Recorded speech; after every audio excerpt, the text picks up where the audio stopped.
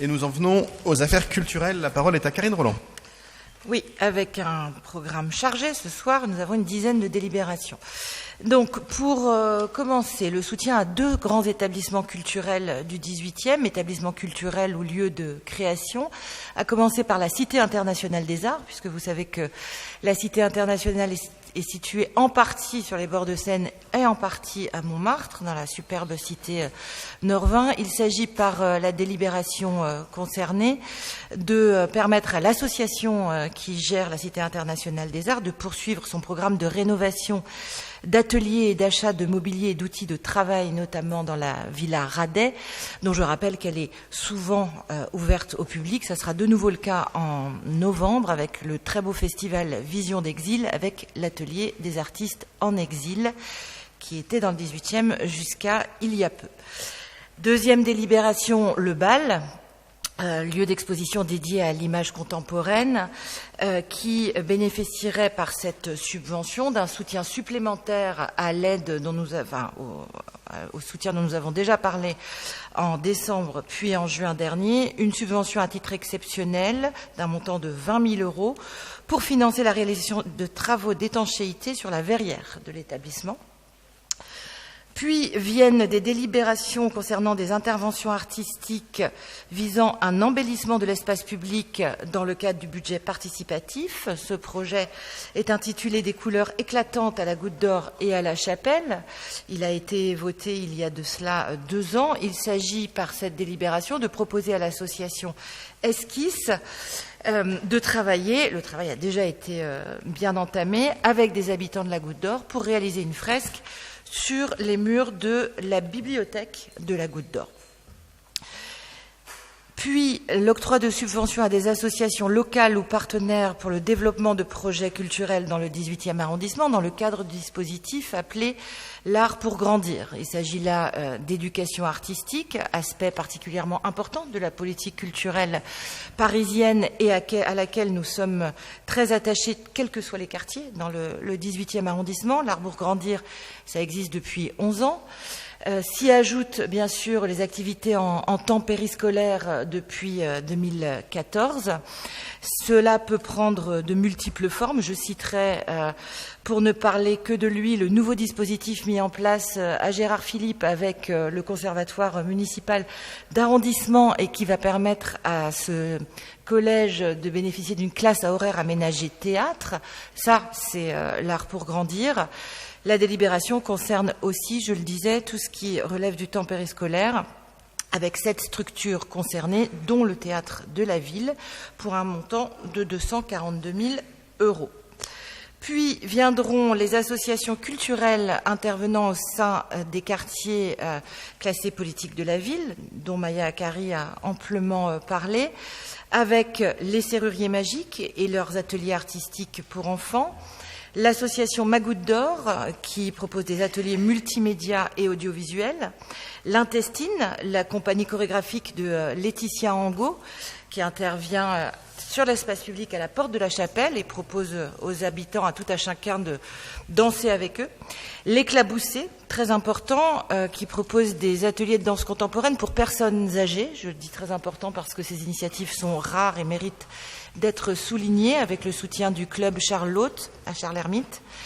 La compagnie Manque pas d'air, qui s'attache à qui s'intéresse à la transformation de l'espace urbain de Chapelle-Charbon, dit Chacha, notamment avec des ateliers autour de la voie. Si on passe un peu plus au nord de l'arrondissement 4 à 4-18, la très belle association dirigée par Catherine Levanen, qui propose des ateliers artistiques et culturels à destination des enfants de 4 écoles maternelles du quartier Amiro-Saint-Plon, et dont je précise que les ateliers se déroulent hors temps scolaire dans une école, ce qui n'est encore pas si fréquent. L'association qui dépend de l'Étoile du Nord pour l'action culturelle, avec un programme d'action à destination du public de 3 partenaires du 18e, Adage, La Scène des Muses et Langue Plurielle. Je salue bien sûr le travail effectué de longue date par l'Étoile du Nord, à la fois autour de la création et ici pour tout ce qui relève du travail avec des publics particuliers. Et puis Ariana, association qui s'est produite en mairie du 18e il y a quelques mois, suite au travail assez fantastique opéré sur l'opéra, justement, autour de Berlioz. Un travail qui, comme toutes les actions d'intérêt, se déploie sur le long terme. Il s'agit ici de les soutenir à hauteur de 2 000 €. Et puis une délibération encore en quartier politique de la ville, mais sur la lecture cette fois-ci. Il s'agit du Petinet pour ses actions d'aide à la lecture à hauteur de 100 000 €. Le Petinet, 6 000 €, j'ai dit 100 000 ? Ouais. Mais Philippe était sorti, donc tout va bien. L'aide à la lecture, c'est un des 4 pôles d'activité du Petinet: les livres, les jeux, la vie de quartier, la programmation culturelle. Et je salue le travail mené par cette structure actuellement sur les actions menées, sur ce qui pourrait être envisagé par la suite et sur l'adéquation avec le quartier. Et puis les Titis de la Butte d'Or, association issue du Conseil des parents des crèches du 18e, conseil tout à fait spécifique au 18e, à l'initiative de Violaine Trajan dans le 18e, qui a créé des émules ailleurs, mais en tout cas, ce conseil est né ici. Les Titis de la Butte d'Or en sont en quelque sorte une émanation, avec un festival que l'on connaît bien maintenant, qui se déroule au printemps à Rosa-Luxembourg. Et puis, nouveauté à partir de cette année, des ateliers un peu partout dans le 18e. Il s'agit ici de soutenir cette action d'atelier à hauteur de 2 000 €. La délibération suivante concernera la distribution de l'enveloppe dite Bloch, du nom de Patrick Bloch, quand il était député, qui avait proposé et fait passer une disposition législative qui permet aux maires de soutenir des acteurs culturels locaux. Par cette enveloppe, nous avons proposé à la direction des affaires culturelles et au cabinet de Christophe Girard de soutenir la salle Saint-Bruno pour l'organisation de la fête de la Goutte d'Or, notamment. L'association Exposed pour l'organisation d'une exposition au Bateau Lavoir qui se tiendra cet hiver. Thiewe Art, une compagnie chorégraphique qui se produit depuis 2 étés maintenant sur l'esplanade de Nathalie Sarraute et propose des bals enchantés qui rencontrent, je crois, un public toujours enthousiaste. Et la Sierra Prod pour la qualité de leurs ateliers photographiques intergénérationnels à la porte Montmartre et désormais à la porte de Clignancourt. J'en ai presque terminé. La Sierra Prod toujours, puisque nous avons déjà parlé ici du très beau projet que cette association avait déposé et qui a remporté les suffrages du budget participatif pour un chapiteau éphémère à la porte de Clignancourt. Il s'agit d'un projet de cinéma art et essai qui aura une durée de vie limitée, qui va prendre place prochainement et qui nécessite la mise à disposition d'un terrain appartenant à la ville, celui qui est situé tout près de la porte de Clignancourt, sur lequel était une tour précédemment qui a été détruite. Donc cette délibération, c'est pour la mise à disposition du terrain.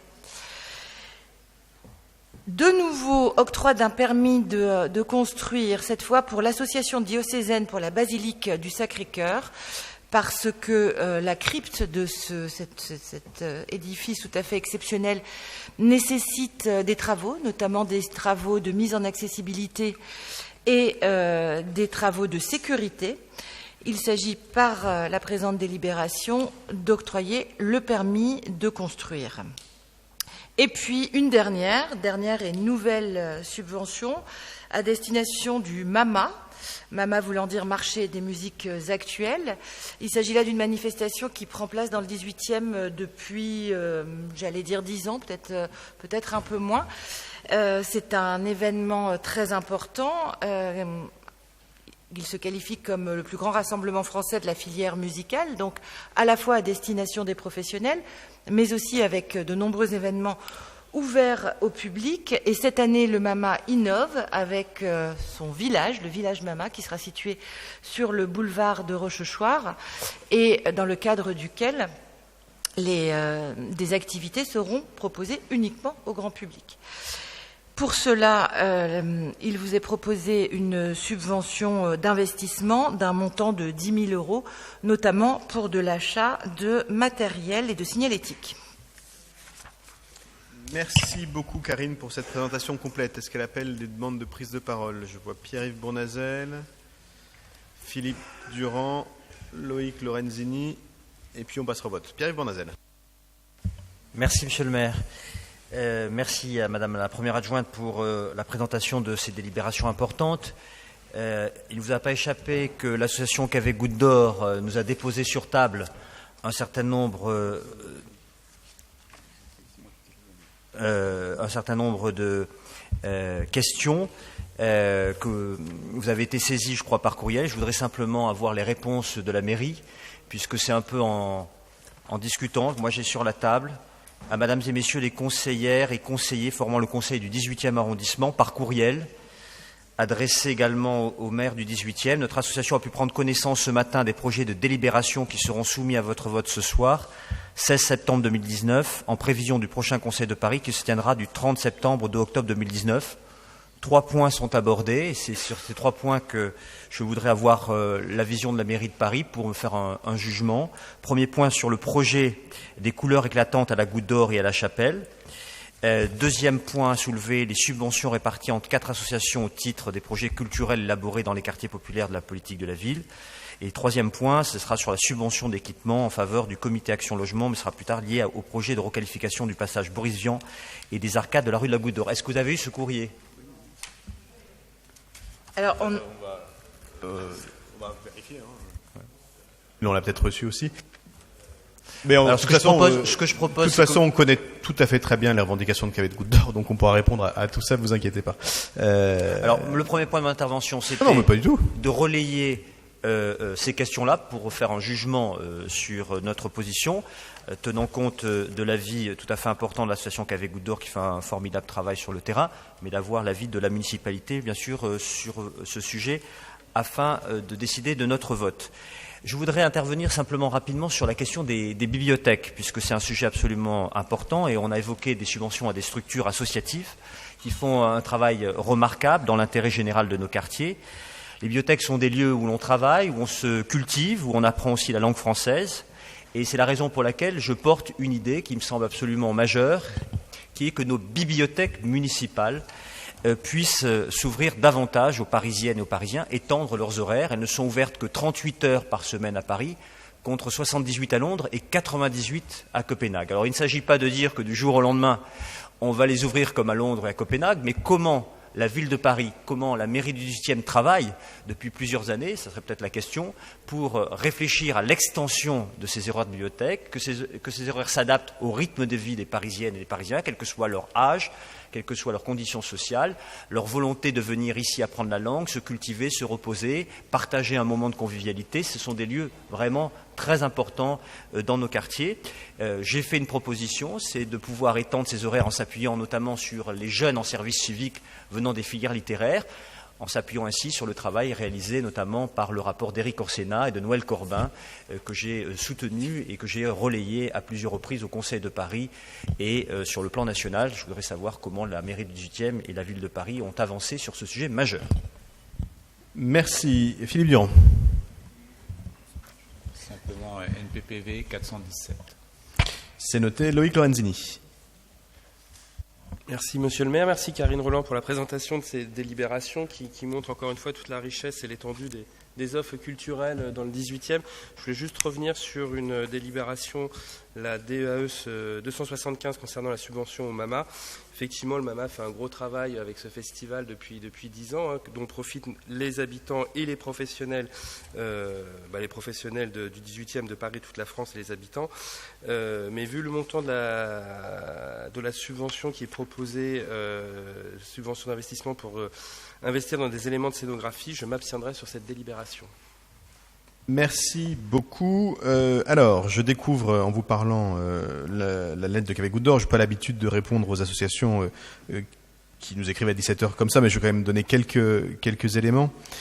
Donc, la première interrogation concerne l'opportunité qu'il y aurait ou non à ce que nous travaillions avec une association sur le projet des couleurs éclatantes à la goutte d'or. Donc chacun peut avoir un avis différent sur les qualités de tel ou tel projet. Je rappelle simplement que c'est un projet issu du budget participatif et que le travail qui est fait pour recueillir la parole de la diversité des habitants de la Goutte d'Or est sûrement plus légitime que celui d'une association toute seule, aussi intéressante soit-elle et aussi communicante soit-elle. Je vois pas très bien pourquoi tel ou tel pourrait s'arroger, parce qu'il est tel ou tel responsable associatif, le fait de nous interdire d'avoir nous-mêmes un jugement et surtout de demander aux associations de travailler avec nous. Je pense que la participation citoyenne, elle doit se faire dans ce sens-là. Donc je ne comprends pas très bien l'objet de la question et je voterai avec enthousiasme cette délibération qui nous permet de mettre en œuvre un projet qui a été quand même choisi par les habitants. La deuxième interrogation portée par cette association bien connue vise à non pas se prononcer sur le fond d'un projet, mais à faire valoir le fait qu'il faudrait parler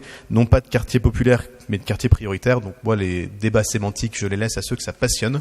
Moi, ce qui me passionne, c'est l'action, la réalisation et en l'occurrence le financement de projets dans ces structures pour ces associations, qu'elles soient pour les quartiers populaires ou pour les quartiers prioritaires, ou pour les quartiers qui ont plus de besoins, ou pour les quartiers, vous les appelez exactement comme vous voulez.